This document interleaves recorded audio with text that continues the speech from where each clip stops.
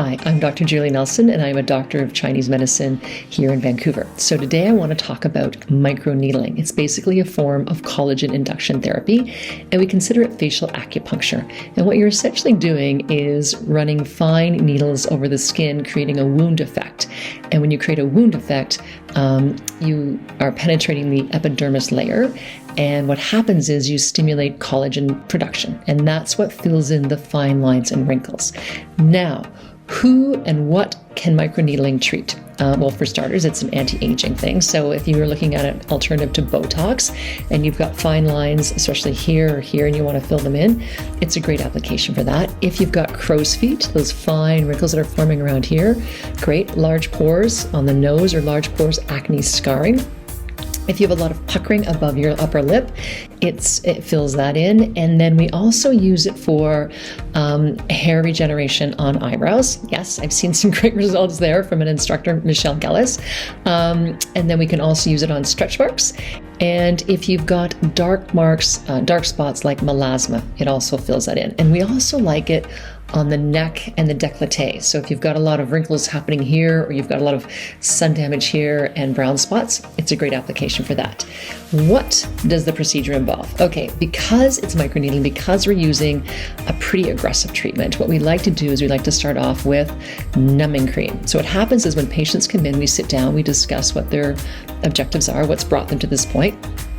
And then we wash the face, we get the numbing cream on, and we're using acupuncture needles as well as microneedles.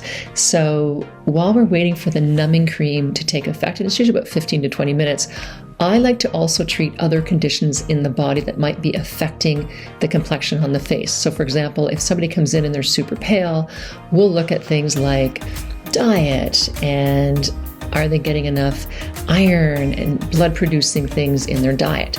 So we put the numbing cream on, then we'll look at other areas where acupuncture can support their treatment, especially if they have tight TMJ and they're getting headaches here. We'll probably put other needles in that area as well. So the needles go in, and then once the face, the numbing cream is effective, then we will wash everything off and apply a serum. We need a serum, and a really, really good serum, for two reasons. One, it helps with the glide of the pen. We don't want to tear the skin. And two, whatever product you put on while you're microneedling, the absorption rate is incredibly effective. So whatever we put on the skin, it goes right in. So we want a really good serum while we're working with the pen. So once the needling is done, the face is going to be bright hot red. Now, if the numbing cream is effective, then the patient should be fairly okay, but you might feel heat, you might feel tingly, you might feel itchy, you might even have the inclination to sneeze because it is a histamine reaction. We are creating trauma to the skin, and so naturally blood, fibroblasts, the whole healing wound cascade has been triggered as a result of this. And you want that effect. You want to have the skin red. We want to generate fibroblasts that will eventually turn into collagen. That's what this whole program is all about, because the collagen fills in the fine lines and wrinkles. Now, what happens before and after your treatment? So before your treatment, there's some things that you want to avoid. Alcohol is number one, and aspirin is number two, and that's just prior, because we don't want to thin the blood, we don't want to cause bleeding. We also don't want to put a lot of heat in the blood, and alcohol puts heat in the blood, which causes a lot of redness in the face. So after the treatment is finished, we do not recommend that you sweat. So don't book a workout after your treatment.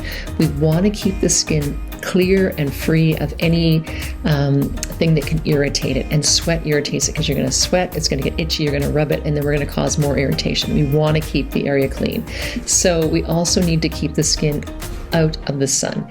Any direct sunlight can further irritate the skin, and it's brand new. We don't want to have anything impacting it. So stay out of the sun, put a strong SPF on, and avoid any harsh, I don't want to use the word harsh chemicals, but avoid things like retinols that can dry the skin.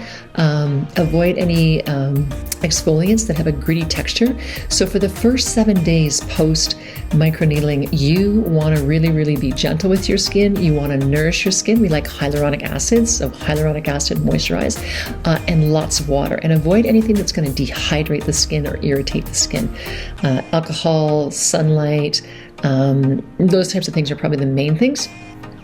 And then after 7 days, then you can kind of go back to your regular skincare regime, but for the first 7 days, just be so gentle because this new skin is forming.